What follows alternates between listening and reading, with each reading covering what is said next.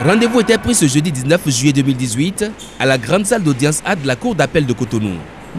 Pour le 5e dossier inscrit au rôle, c'est Albert Gbagbe, 38 ans, qui a comparu pour répondre du crime d'assassinat sur la personne de Dame Arongbevi Jacqueline. Les faits remontent au dimanche 19 février 2012. Albert Gbagbe, agent d'hôtel dans une auberge à Ketou, demande à ses collègues la position de Dame Arongbevi Jacqueline, réceptionniste à la dite auberge. Ne l'ayant pas vu, tout le personnel s'est mis à sa recherche. Mais que ne fut sa surprise de voir dans l'une des chambres de l'auberge le corps de Jacqueline, inanimé, emballé dans un drap de lit et gisant dans une mare de sang. La dépouille présentait une blessure profonde à la poitrine, au-dessus du sein droit. L'autopsie du corps a révélé que la blessure mortelle a été l'œuvre d'un coup de feu tiré à bout portant, justifiant la présence de 20 billes métalliques dans la cage thoracique de la victime. Les soupçons se sont portés par la suite sur Albert Gbagbe qui déclare spontanément avoir vu Jacqueline en cette matinée du drame, installer amoureusement un client de nationalité nigériane, habitué des lieux dans l'une des chambres de l'auberge. Cette déclaration a été contestée par le reste du personnel de l'auberge. Les investigations ont permis de découvrir que le dernier appel reçu par la victime provenait du téléphone portable de l'accusé. Interpellé sur ces faits, Albert a nié les faits à toutes les étapes de la procédure. À la barre ce jeudi matin, après 6 années de détention, Albert n'a pas varié outre mesure dans ses propos. L'interrogatoire au fond du dossier, y compris le passage à la barre de 4 témoins des faits, n'ont révélé aucune situation conflictuelle entre Jacqueline et Albert pouvant justifier la commission de ce crime. Et l'avocat général de s'interroger alors dans ses réquisitions sur l'auteur plausible de ce crime crapuleux. Qui donc a pu assassiner Jacqueline?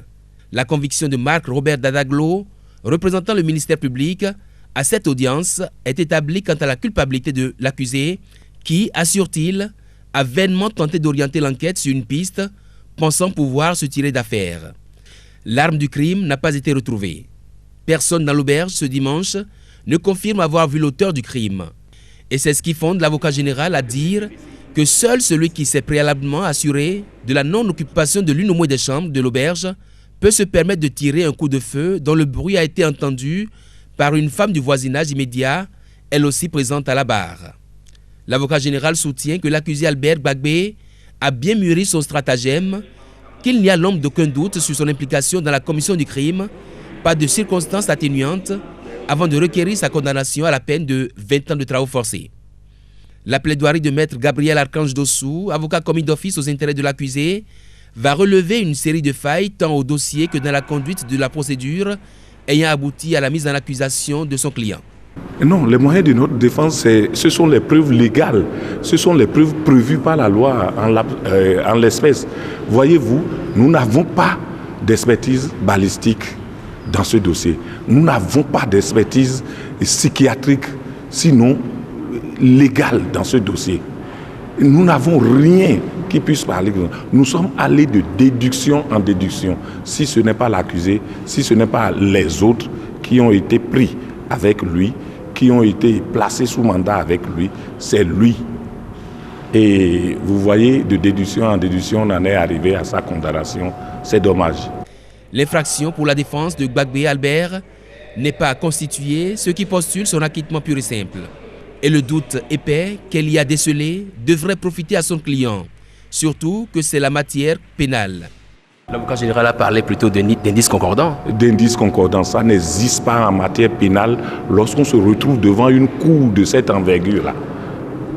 Et normalement, dans la rigueur des principes devant la cour, nous devons raisonner en termes de preuves, en termes d'expertise qui nous fixe plus ou moins sur les pans du dossier que nous ne pouvons pas, en tant que juristes, maîtriser.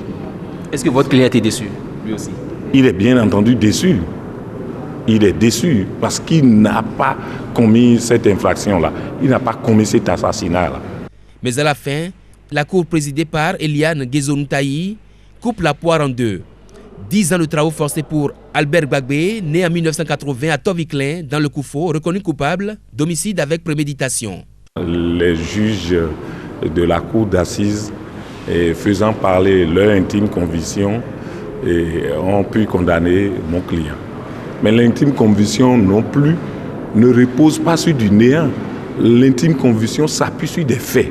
l'intime conviction s'appuie sur les preuves du dossier. Or, dans ce dossier, il n'y a aucune preuve qui puisse parler contre l'accusé. Mais, bon, ce qui est fait, un arrêt a été rendu. Nous aviserons de l'éventuel pouvoir qu'il faut former contre cet arrêt-là.